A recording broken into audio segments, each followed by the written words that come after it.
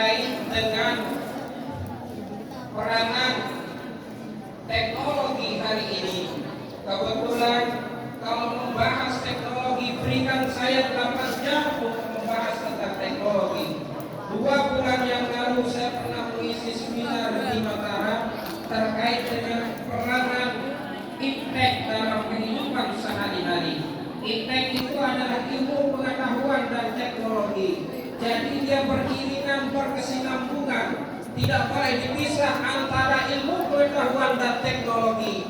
Kalau salah satu ilmu pincang, maka seyogianya brain kita, otak kita akan dicuci oleh teknologi tanpa ada sandaran ilmu pengetahuan.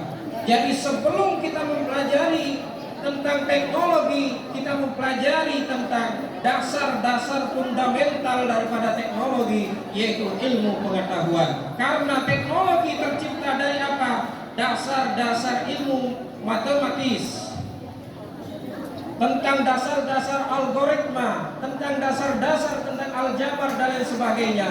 Itu semua harus diciptakan berkesinambungan, atau bahasa kerennya sekarang adalah integrasi, interkoneksi.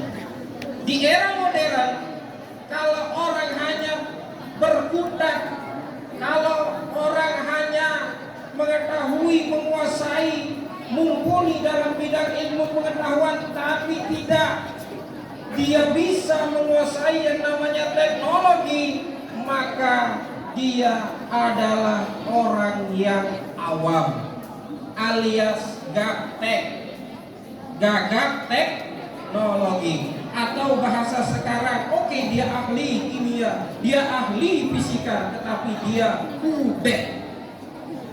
kurang update. Sehingga apa yang terjadi, kita butuhkan apa yang disebut dengan disruption. Apa itu? Disruption. Kalau bahasa Indonesianya disrupsi. Jadi teknologi itu ibarat mata pisau. Kalau dia digunakan dengan baik, maka hikmah yang akan kita dapatkan. Tetapi kalau teknologi tidak digunakan dengan baik, maka disruption yang akan kita dapatkan, negatif impact-nya yang akan kita dapatkan. Teknologi diibaratkan seperti waktu. Kama qala alaihi salatu wassalam, al-waqtu kasyai' fa in lam taqtahu qata'aka. Yang namanya teknologi ibarat waktu. Waktu itu seperti pedang, seperti pisau. Fa in lam taqtahu qata'aka, kata Nabi.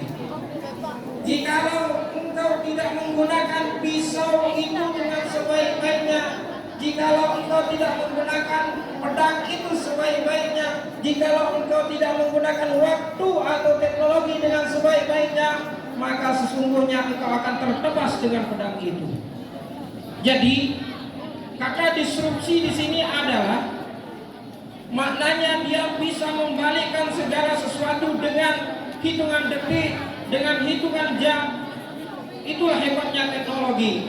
Kalau dulu di era old school, di era milenium, kita melihat bahwasanya orang kalau ingin berbicara dengan head to head, face to face, ataupun dari satu ke yang lain, dia butuh yang namanya telegram, dia butuh yang namanya kantor pos. Misalkan surat cintanya baru ditulis hari ini, sebulan ke depan baru akan tersampaikan. Lalu bagaimana dengan Laila Majnun yang semasa itu dia sangat cinta kepada Laila? Lalu apa? Bagaimana cara dia menyampaikan hasrat cintanya kepada Laila, sedangkan koneksinya terbatas? Dan apa yang dia gunakan? Dia menggunakan syair. Ketika dia melihat tembok itu, maka yang kaljidar, dia melihat jendela itu bagaikan si Laila. Saking cintanya dia tidak bisa melihat secara pasti itu Laila apa bukan, tetapi yang namanya kecintaan hati nurani sanubari bisa menembus khatulistiwa. Mungkin mata hanya sebatas penglihatan, tetapi hati bisa menembus khatulistiwa. Makanya yang paling dalam adalah hati nurani manusia. Yang bisa menembus tentang ilahiyah adalah nilai-nilai kolbu, nilai-nilai hati. Kalau nilai-nilai ar-ro'i, nilai-nilai logika hanya terbatas. Berpikir tentang Isra Mi'raj dengan logika hanya sebatas. Siapa yang bisa melogikakan tentang perjalanan Isra Mi'raj? Tetapi kalau hati kita percaya, kita yakini, insya Allah semua itu adalah benar. Hakul yakin, ainul yakin, ilmul yakin. Nah, sehingga dua mata pisau ini antara positif dengan negatif, lalu kita mau yang mana? Apakah kita mau ke yang positif? Bapak akan spill, Bapak akan uraikan apa itu teknologi yang bersifat positif. Pendiri Apple pernah mengatakan dalam sebuah interview, sebenarnya teknologi ini dibuat untuk apa? Ini yang punya iPhone ini agar mengerti dan paham, tidak hanya berbicara tentang spek. Yang pertama, apa fungsi dan kontribusi dari teknologi itu yang disampaikan oleh penanya. Kemudian pendiri Apple mengatakan apa? Teknologi digunakan untuk sarana prasarana kebutuhan komunikasi. Just that. Cuma itu. Tetapi kita lalu dilanjutkan oleh pendiri Apple. Tetapi kebanyakan orang sekarang menggunakan teknologi komunikasi, informatika dan lain sebagainya melebihi batas kegunaannya. Berarti dia dipertanyakan sebagai user, sebagai pengguna. Berarti kalau kita sudah kebablasan menggunakan teknologi, maka yang tercipta adalah star syndrome. Kita terlalu berlebihan, kita bermain dengan dunia kita bermain dengan akal kita. Karena apa? Ada istilah dunia ketiga dalam diri kita. Sehingga apa? Terlalu berlebihan mengkonsumsi teknologi yang negatif impact, kita akan mendapatkan tiga ini. Apakah karakter kita introvert? Apakah karakter kita extrovert? Apakah karakter kita extrovert? Ada jenis milenial hari ini yang introvert. Orang yang misalnya komunikasi hanya dengan dirinya sendiri di dalam kamar alias magang. Dia tidak bisa komunikasi dengan publik. Makanya dia berteman bersama HP. Al-jawalu ra'su kulli khati'atin. Yang namanya HP itu adalah pangkal dari semua kemaksiatan, pangkal dari semua kesalahan, pangkal dari semua kejelekan-kejelekan hari ini yang kita gunakan. Makanya al-jawalu kasyaitan akhras. Yang namanya handphone itu adalah setan yang bisu.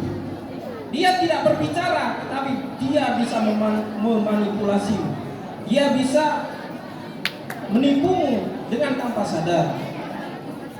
Nah, jadi itu adik-adikku sekalian, kita harus pahami teknologi ini. Apakah kita ingin maju ke depan dengan menggunakan teknologi ini sebagai user, sebagai pengguna, atau kita sebagai memproduksi sesuatu hal yang baru, futuristik di masa depan. Jadi intinya adalah, sebelum saya menutup, orang besar berbicara tentang ide gagasan. Orang sedang berbicara tentang kronologi peristiwa. Orang rendah, orang paling tidak ada harga dirinya adalah orang yang membicarakan tentang orang lain. Maka jadilah orang-orang yang agents of change. Jadilah agen-agen perubahan di masa depan dengan menggunakan teknologi yang mutakhir dan positif vibes. Wallahu ta'ala alam bisawab wa ilaihi marji'ul ma'ab. Sekian, assalamualaikum warahmatullahi wabarakatuh. Ceramah singkat dari Ketua Remaja Masjid Al-Badar Mansatul Lombok Tengah, yaitu Bapak Acara selanjutnya pembacaan imam ceramah yang akan dibacakan oleh